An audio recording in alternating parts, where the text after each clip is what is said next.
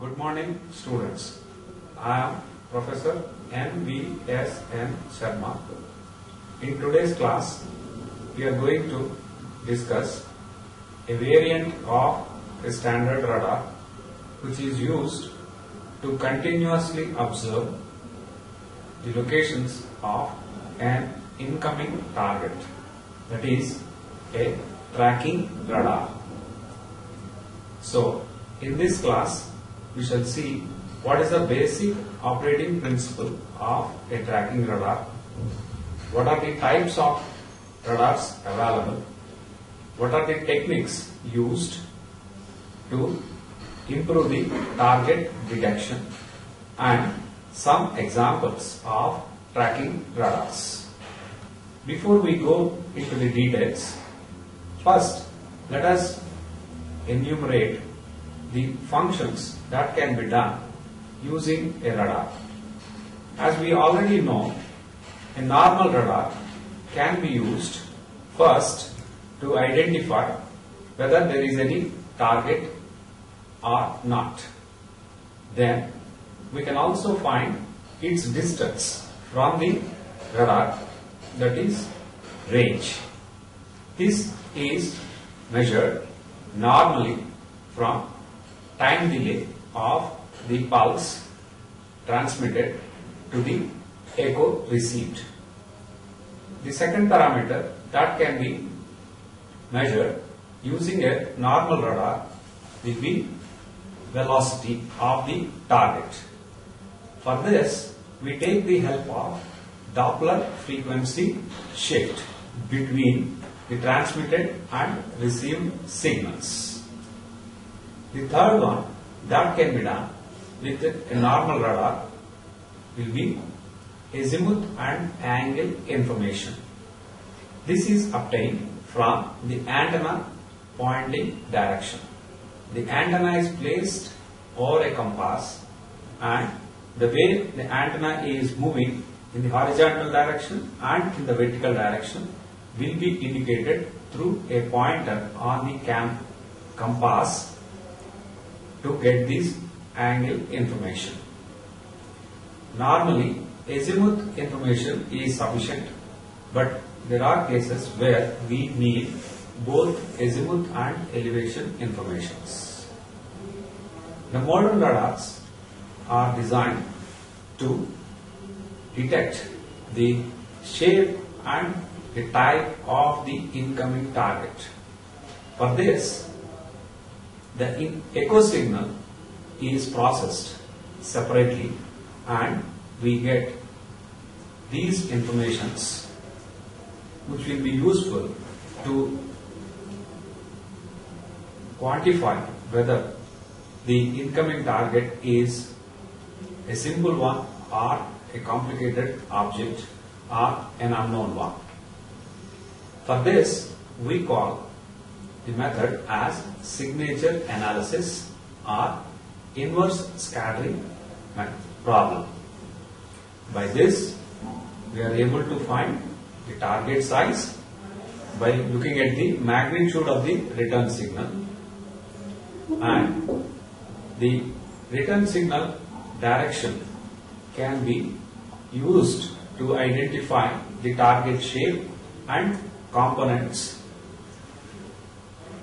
From the modulation of the echo signal, we can also find what type of moving parts are there, the type of turbine blades or the helicopter rotor, etc. can be classified from this data. And there are much better radars which can be used to identify the material composition of the targets. Before we go to the details of this tracking radar, let us first understand the new term, that is slant range. From the figure, you can see the inclined distance from the antenna to the target is known as the slant range, and as the antenna is rotating, you can see there will be some change in this value. In this diagram, you can understand how azimuth angle is measured. As we see from this, normally azimuth angle is measured from true north, and in the next slide we are seeing the elevation angle measurement. So it is measured from the antenna looking direction to the horizontal, the angle between them. Now let's get into the operation of a tracking radar. First, let us see what are the things we can do with this. It measures the coordinates of the incoming target and provides data to determine the target path. This will be highly useful in the missile tracking and missile guidance systems. Similarly, in the space applications, to locate the future positions of the satellite, then tracking can be performed in range, angle and Doppler, that means velocity. So we can concentrate on either range or angle or both, and in certain cases we concentrate on the velocity. Then the tracking radar is generally of two types. One is continuous tracking radar, the other one is track while scan radar.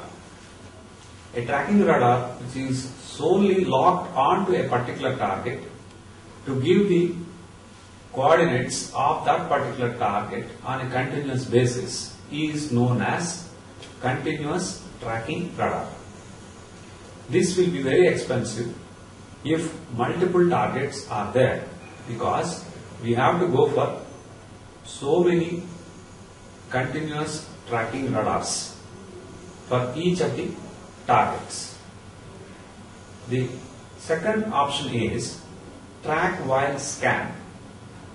That means while a radar is scanning the entire area, wherever the target is present, it will dwell more time on that to give very precise data of the target and proceed further. So while scanning is going on, it will be tracking some important incoming targets. So this is a low cost option for most of the countries. So track while scan means while scanning is going on, tracking will also be performed by the same radar. Obviously, the accuracy will be less compared to the other type. A tracking radar basically requires some input, that is, whether a target is present or not already and in which direction it is present.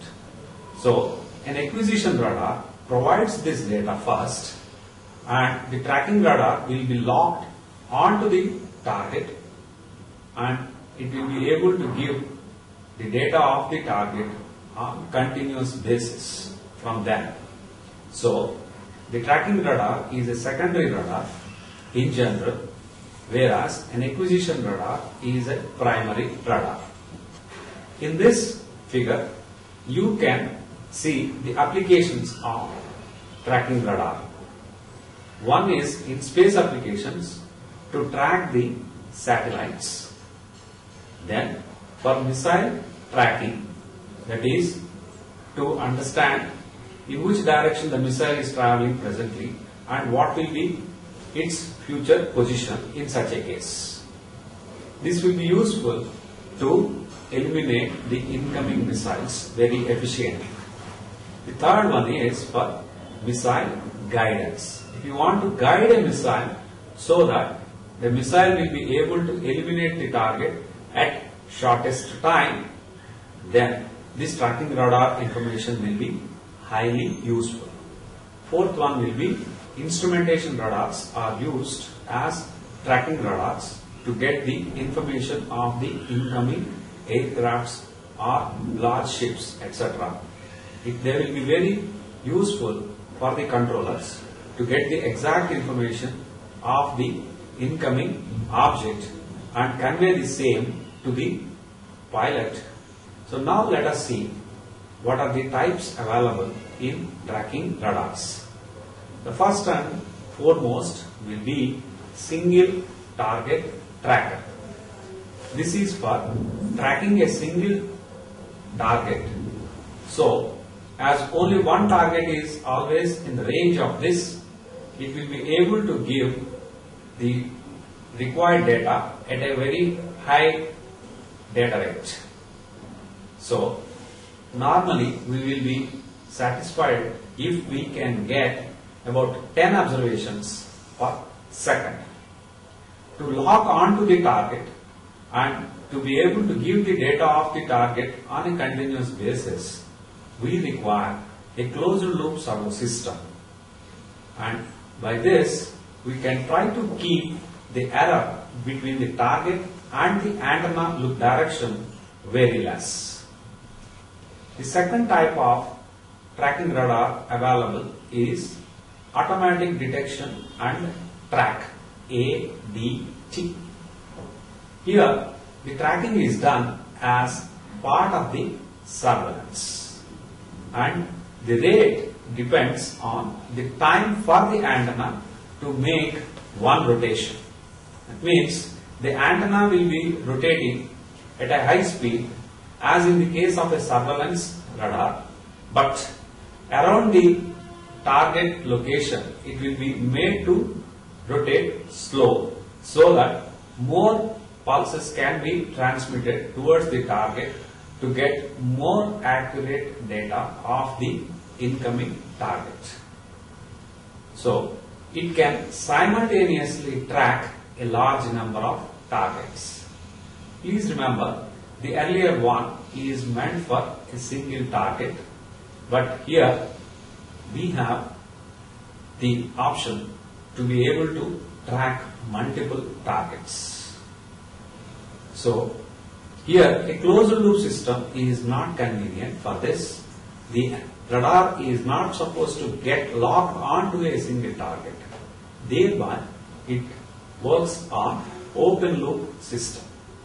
Whereas, the single target tracker works on a closed loop system. Another type of tracking radar which is used in the modern world is the phased array radar. Here we can track a large number of targets simultaneously, and this tracking is done on time sharing basis. It combines the rapid update rate of a single target tracker with the ability of the automatic detection and track to hold many targets in track. It combines the advantages of the previous two types and eliminates their limitations.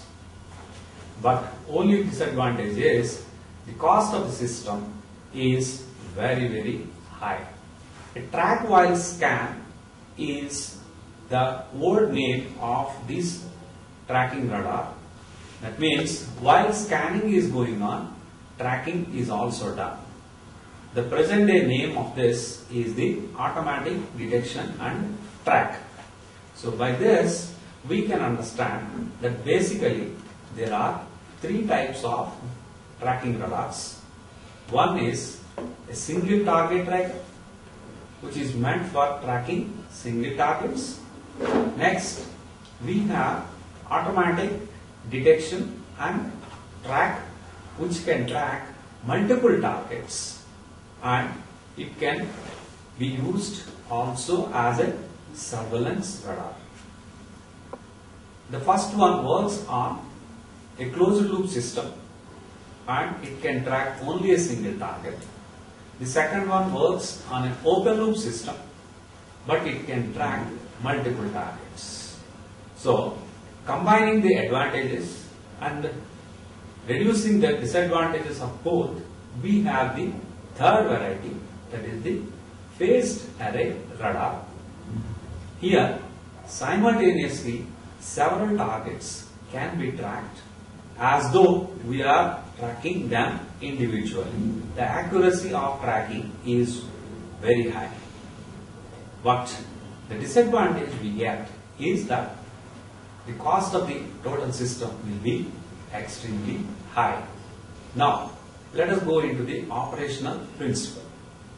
How do we go with angle tracking? When a target is approaching, the antenna is to be moved continuously to track the target.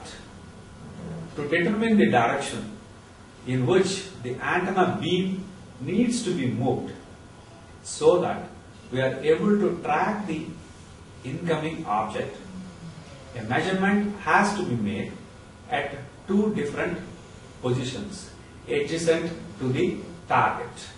For this, the antenna is operated in difference mode, wherein there will be a null along the bore side direction and there will be two main lobes on either side of this.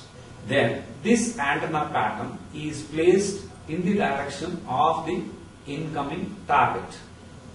If the bore side direction and the target direction are same, then the two beams placed on adjacent sides of the target will be receiving equal amounts of signals, and when you compare them, the output of the comparator will be 0.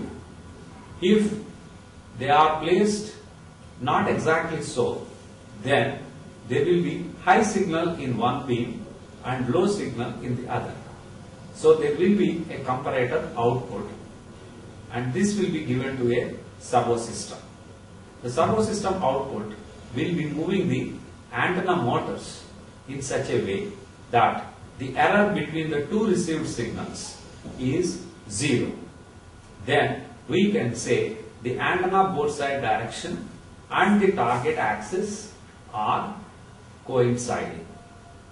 So in this method, using two adjacent beams, we will be able to get angle information in one dimension.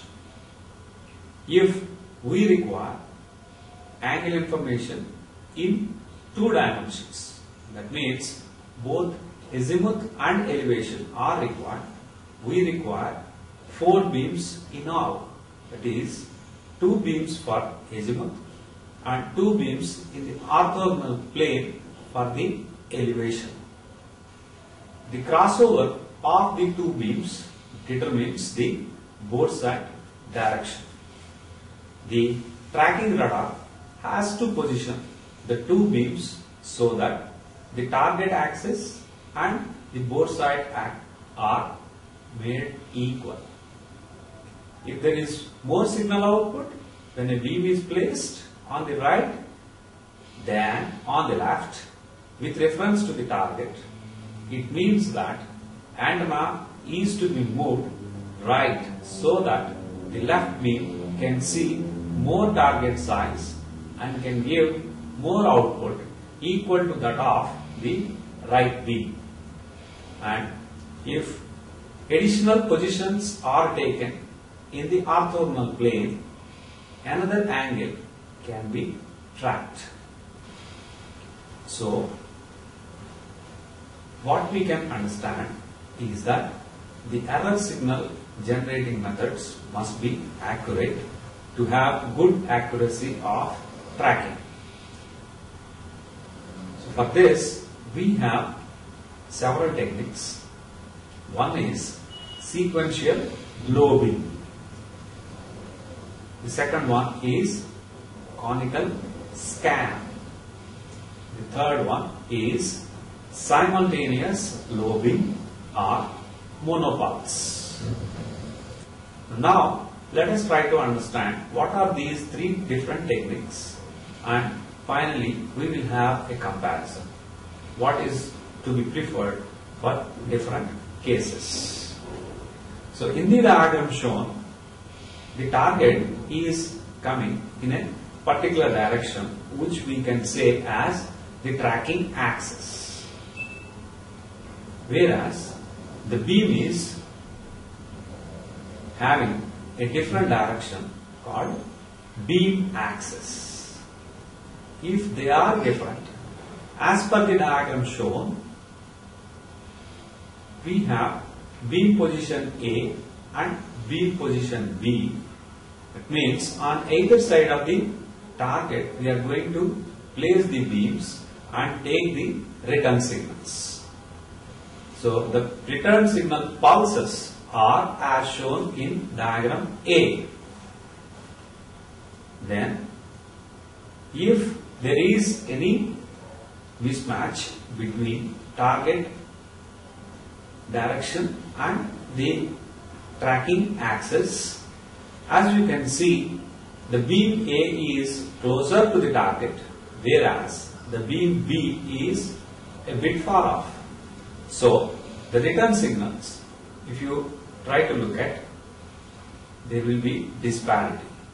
From this diagram, beam A return signal is going to be large because it is close to the target, whereas the beam B return signal is going to be small as shown in the diagram B. So by this we can understand that the beam B must be moved closer to the target so that it is made equal to the return signal corresponding to the beam A. So in sequential lobing, the lobes are placed next to the target in a sequential manner. If you are going with only two lobes, you will get the information of one angle. If you can place two more beams in the orthogonal plane, then we can get angle information in the orthogonal plane. That means, as shown in the diagram, if you have four lobe positions A, B, C and D, you can get the angle informations azimuth from C and D beams, elevation from A and B beams. So here a single beam is switched between two squinted angular positions to obtain an angle measurement. The error signal is obtained from a target not on the switching axis. The direction in which to move the beam to bring the target on board site is found by observing which beam position has the largest signal. This was discussed with reference to the diagram earlier. When echo signals, the two beam positions are equal, the target is on axis and its direction is that of the switching axis. If orthogonal angle information is needed, two more switching positions are needed. So, two-dimensional sequentially lobing radar might consist of 4 feed horns illuminating a single reflector antenna. An improvement over this can be a single squinted feed which could be rotated continuously. If that is done, then what we are going to get is conical scan. In this figure, you are seeing how exactly conical scan can be done. So here we have a tracking axis and the beam rotating axis, what we call as beam axis. The difference between these two directions is the squint angle. So here we are going to continuously rotate the beam around the incoming target axis. For this rotation, we need special feeds. There are two types available. One is a rotating feed, the other one is a nutating feed. Let us see what are these two things more carefully. When the feed is designed to maintain the plane of polarization as it rotates, it is called nutating feed. You can see my finger as though the dipole placed before the reflector antenna. If this has to be rotated, you can rotate this in a circular manner, keeping the vertical polarization like this. If you are doing this way, then this field is known as nutating field. A rotating field is one which causes the plane of polarization to rotate. In the earlier case, we are always keeping the vertical polarization of the field and rotating the field in this manner. But now, in the present case, we are going to rotate the antenna in an axis like this. So, at certain point, the field has vertical polarization.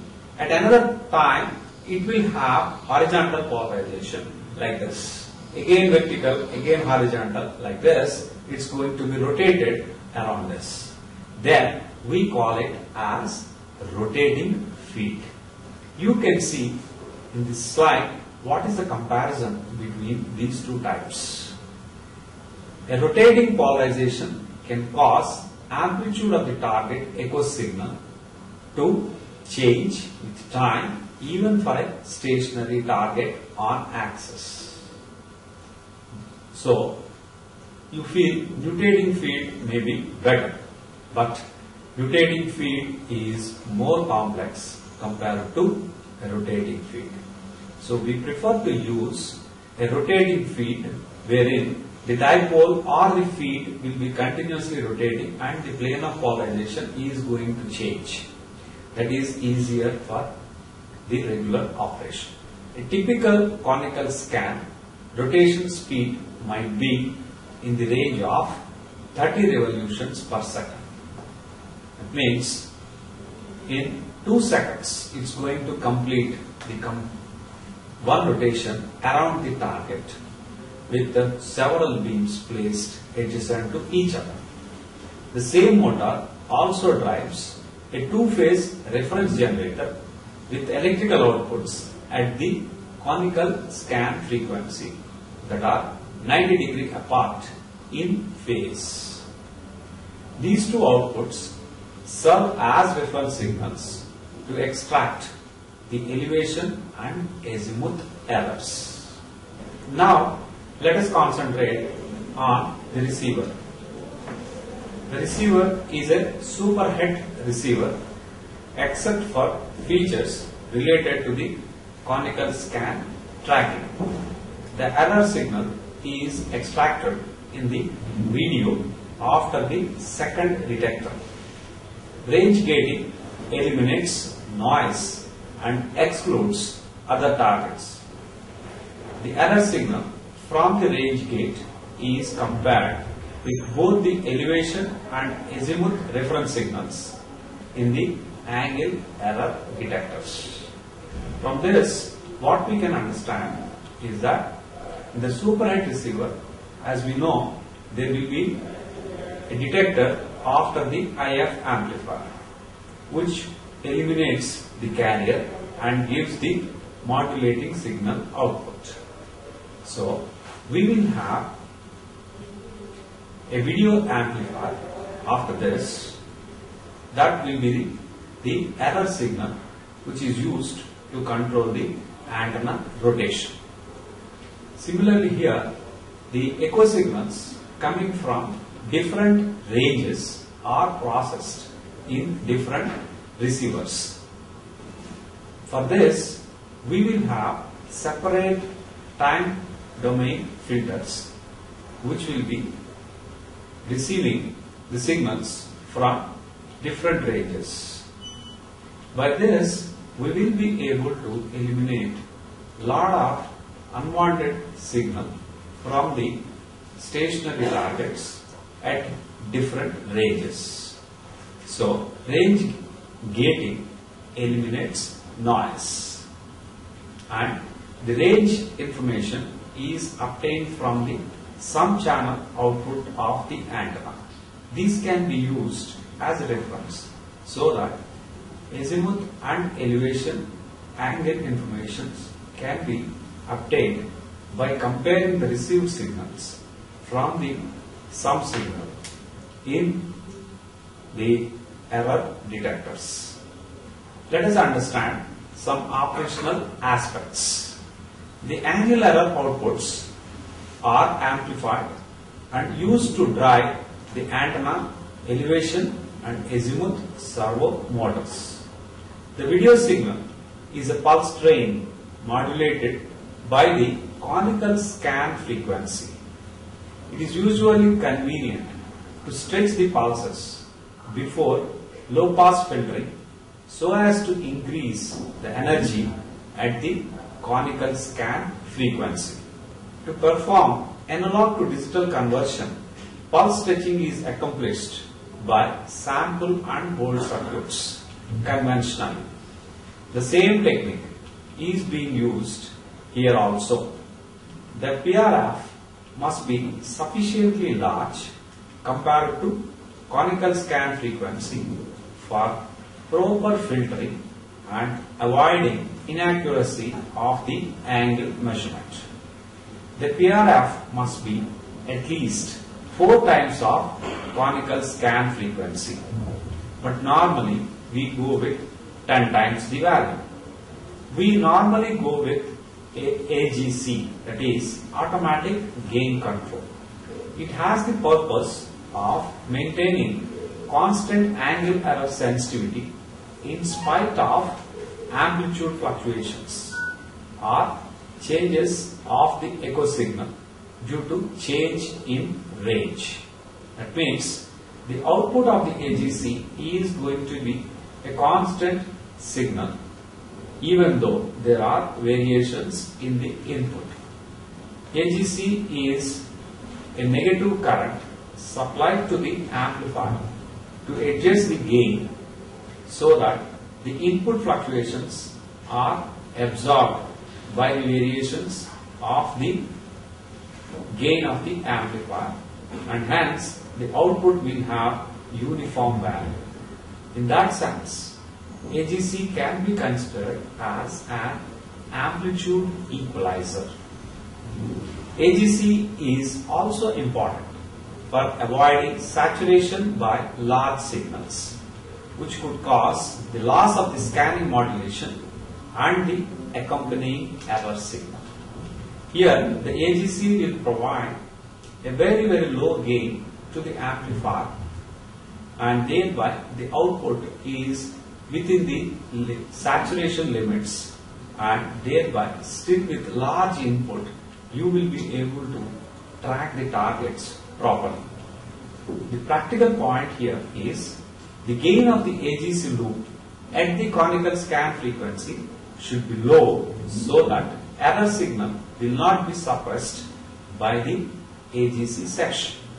Only the unwanted signal is not amplified much.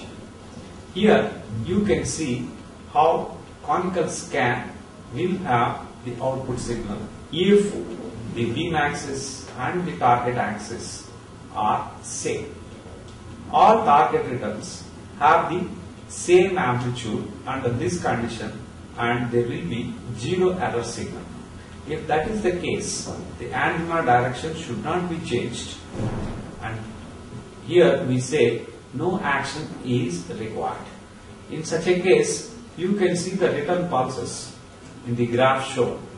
A practical conical scan is shown here. As the antenna is rotated, you can see a large amount of signal at certain angular locations and reasonably small ones at other locations. The adjoining graph indicates these variations. Because of the rotation of the splinted beam and the target's offset from the rotation axis, the amplitude of the echo signal will be modulated at a frequency equal to the beam rotation frequency. The amplitude of the modulation depends on angular distance between the target direction and the rotation axis. The location of the target in two angle coordinates determines the phase of the conical scan modulation relative to conical scan beam rotation. This coin modulation is extracted from the echo signal and applied to a servo control to position antenna axis on target. So we require two servos. When the antenna is on target, the conical scan modulation is of 0 amplitude. So, here we will have a comparison between sequential lobing and conical scan in terms of their disadvantages. In the case of sequential lobing, angle accuracy can be no better than the size of the antenna beam width. Variation in echo strength on a pulse by pulse basis changes the signal level, thereby reducing tracking accuracy. The antenna gain is less than the peak gain in beam axis direction, reducing maximum range that can be measured. The disadvantages of conical scan are as follows. 1. The antenna scan rate is limited by the scanning mechanism, whether it is mechanical or electronic. It is sensitive to target modulation, mechanical vibration, and wear and tear due to rotating speed will also give rise to certain limitations. Simultaneous lobing with a single pulse, angular coordinates can be obtained. Maximum unambiguous range is limited only by pulse repetition frequency. And monopulse, if you are going with this, it is free of mechanical vibrations. Errors due to amplitude fluctuation of target echoes are greatly reduced. So, monopulse means with a single pulse you will be obtaining angle coordinate or even coordinates. It is defined as one in which information concerning the angular location of a target is obtained by comparison of signals received in two or more simultaneous beams. A measurement is done based on a single pulse, so we give the name as monopulse. But many pulses are employed to increase the accuracy. The accuracy is not affected by amplitude fluctuations of target echo. Out of the several types possible, most popular monopulse is amplitude comparison monopulse. What is this monopulse is? Slide 41. Amplitude comparison monopulse compares the amplitudes of the signals simultaneously received in multiple squinted beams to determine the angle. The required squinted beams are generated by two slightly displaced fields on a parabolic reflector. While the difference pattern is for angle measurement, the sum pattern of the antenna is used for range measurement. Signals received from the sum and difference patterns are amplified separately. They are combined in a phase sensitive detector to produce the angle error signal. The sum signal is used to get the range and the sign of the angle of the incoming target. Let us see what is this phase sensitive detector which is used in the case of the monopulse. This system contains a phase sensitive detector that compares two signals of the same frequency. So basically it is a non-linear device. The output indicates the direction of the angle error relative to the bore site. Though phase comparison is done, the magnitude of the angle error signal is determined by comparison of amplitude signals.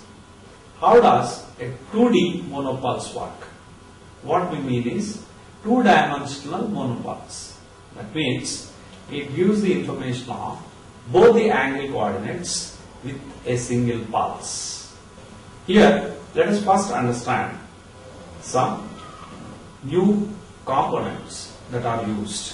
One is a hybrid junction, and here the inputs are 2 and the outputs are 2 in this case. What are the inputs? The inputs from the feed horns will be given to hybrid junction. So, with the 2 inputs, there can be 2 outputs. One output is the sum channel, the other output is the difference channel. So, using these type of hybrid junctions in 3 numbers, we can get both angle and range information with a single pulse. If all the 4 received signals are combined, A plus B plus C plus D, then we get the sum signal used for range. Then, if you take the outputs of the feed horns, A plus C into one hybrid junction, B plus D into another hybrid junction, then the difference of these 2 signals will give rise to azimuth information. That means, first 2 channels are summed up, then the difference of these 2 sum channels will be used to get azimuth information. Similarly, another 2 channels are summed in one hybrid junction, another 2 channels are summed in another hybrid junction. The difference of these 2 outputs are taken from one more hybrid junction to get the elevation information. So as you can see, A plus C will give rise to the center point of the one set of feed horns. B plus D information will give rise to another center point. The difference between these 2 will give rise to azimuth. Similarly, A plus B and C plus D channels are summed up separately. Then these 2 are applied to one more hybrid junction to get the difference for the elevation information. So, we can say that we are going to use difference of the sum channels to get the angle informations. The hybrid junction in waveguide form or in microstrip form are shown in the diagrams here. Basically, they are magic teas or rat race. So, port 2 and 3 will be used to get the inputs, whereas port 1 and 4 can be used to get the outputs. One sum channel, the other one difference channel. In the context of this rat race, you can go with 1 and 3 as inputs, 2 and 4 as outputs, or vice versa.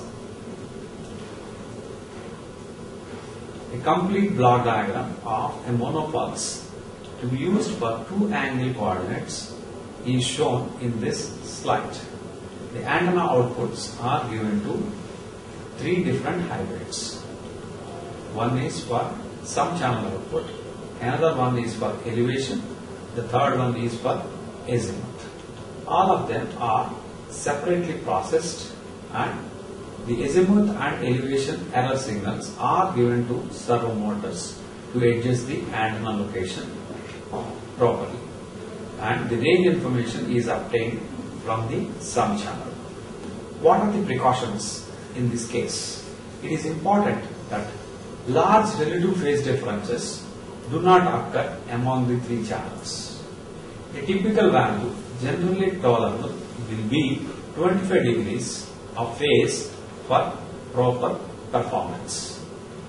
AGC is required to maintain a stable closed loop system for angle tracking and to ensure that the angle error signal is not affected by changes in the received signal amplitude. Practical issues are generally a Cassegrain reflector is normally used to place the microwave circuitry at the back of the antenna. Feed system can also be used. Feed system can be easily supported with this. The greater the squint angle, the better will be the accuracy of the angle measurement. What is the trade-off? The on-axis gain of the sum pattern decreases if the squint angle increases. So there will be range inaccuracies if you try to improve the accuracy of the angle measurement. Simpler and more compact feed system can be obtained by using higher order waveguide modes to obtain independent control of the sum and difference patterns. This is one case where a waveguide is used with several modes propagating simultaneously. Normally we see that a rectangular waveguide is operated at a single mode, which is the dominant mode, that is TE10. But here we go with TE10, TE11, TE20, etc. to get sum and difference channels of the 4 feed horns simultaneously using a single waveguide. Now let us see another type of monopulse, which is phase comparison monopulse. 2 antenna beams are used to obtain an angle measurement in one coordinate. Here the 2 beams look in the same direction, whereas in the earlier case they looked at slightly different directions. Due to displacement of the antennas, the 2 received signals will have slightly different phases but same amplitude. But the phase difference will be quite small if the electrical spacing between the antennas is small. So angle information can also be extracted in a phase comparison monopulse by employing sum and difference patterns and processing the signals similar to the case of amplitude comparison method. An analysis of the sum and difference patterns for the phase comparison monopulse shows that a 90-degree phase shift has to be introduced in the difference signal so that output of the phase sense to detector is an error signal whose amplitude is a function of the sine of the angle of arrival from the target measured with reference to the perpendicular to the 2 antennas. What are the limitations of this phase comparison monopulse? Effect of grating lobes due to wide separation between the antennas. Ambiguities in the angle measurement. So, to overcome these problems, a portion of the parabolic reflector is sliced off to reduce this physical spacing between the 2 antennas. Amplitude and phase comparison monopulses. What are the plus and minus points of these things? A total of 4 hybrid junctions generate some azimuth and elevation difference channels. Range information is extracted from the output of the sum channel after amplitude detection. The angular error signal is obtained by comparing echo amplitudes, which actuates a servo mechanism to position the antenna. The angle of arrival is determined by comparing the phase difference between signals from the 2 separate antennas. Antennas of phase comparison are not offset from the axis. Let us have a comparison between the 2 types of trackers we came across. In phase comparison, 4 antennas are placed in upward direction and its side lobe levels are high. Sequential lobing suffers more losses with complex antenna and feed system. Amplitude comparison has high SNR. It has higher precision in target tracking due to the absence of target amplitude fluctuations. Angle error in 2 coordinates can be obtained by a single pulse. Conical scan integrates number of pulses and then extracts angle measurement, but there will be opposite process in monopulse. That is, each pulse gives rise to angle information, For different pulses, we are going to integrate or take an average of this data. Whereas in conical scan, initially all the pulses are integrated, then the angle measurement is done. Let us compare about the SNR. The SNR from a monopulse radar is greater than that from a conical scan, since it views target at the peak of the sum pattern. In that sense, the SNR of a monopulse is 2 to 4 dB greater than conical scanning. Accuracy. Due to the high SNR, the range accuracy is also high in monopulse. The accuracy is not affected by fluctuations in the amplitude of the echo signal. Both systems are degraded by the wandering of the apparent position of the target caused by glint. What is this glint? We shall see towards the end. It is basically noise. What type of noise? We shall see later. Let us compare again in terms of complexity. Monopulse is more complex of the two. Conical scan has to rotate or mutate the beam at high speed. The Cassegrain is a popular choice for monopulse. A space-fed phased array can implement monopulse by using multiple feed similar to Cassegrain. Let us see in terms of minimum number of pulses. A monopulse can perform on the basis of a single pulse. For a phased array, one pulse is sufficient.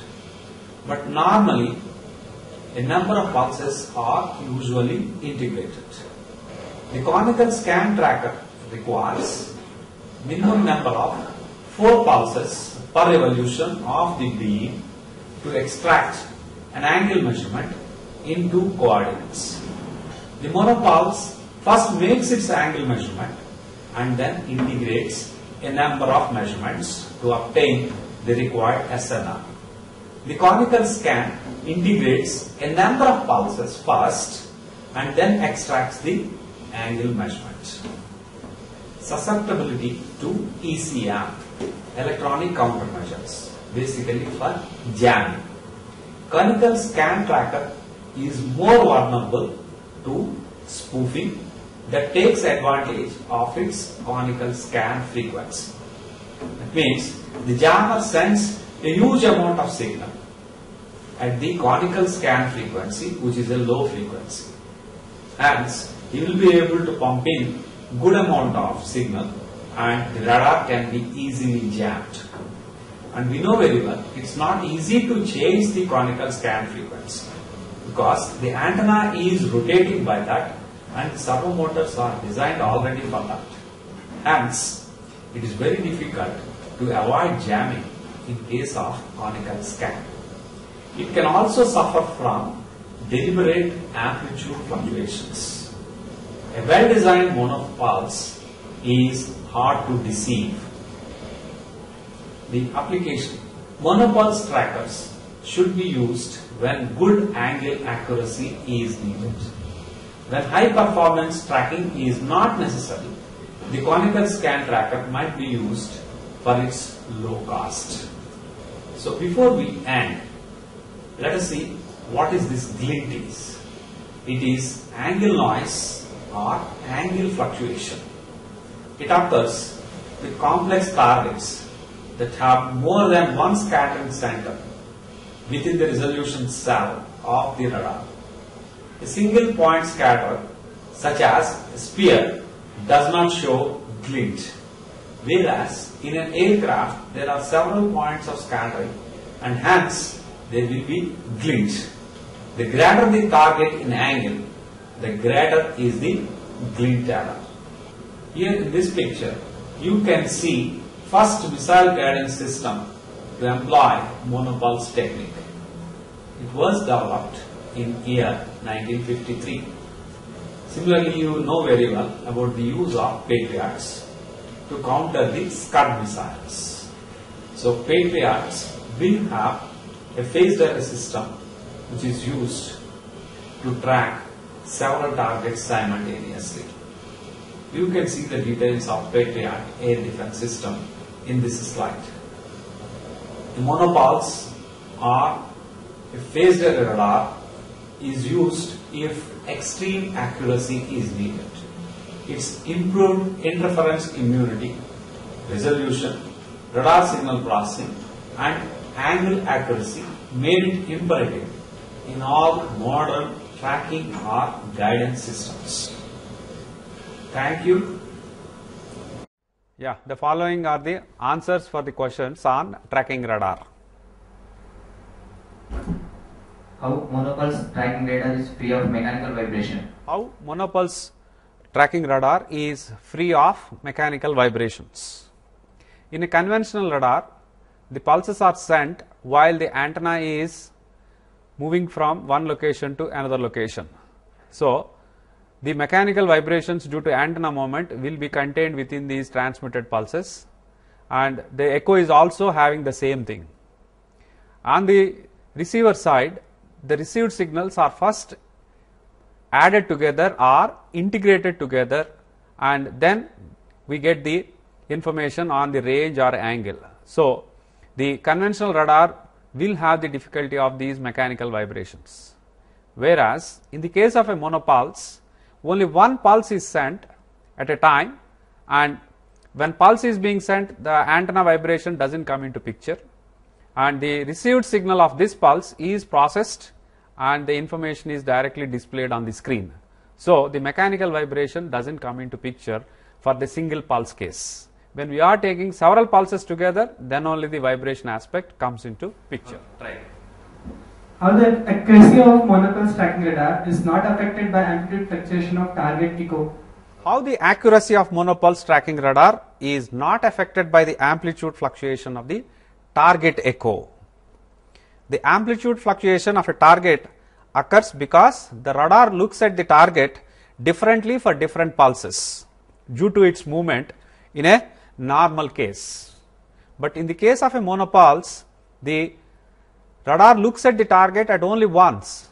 So, whatever angle it has, that will be processed and you are getting the display of that. So, there will not be any amplitude variations of the target. Why is the echo modulated by conical scan frequency? Why is the echo modulated by conical scan frequency in a conical scan system? It is due to the rotation of the squinted beam of this antenna system. Why do we use several pulses though a single pulse is enough in monopulse?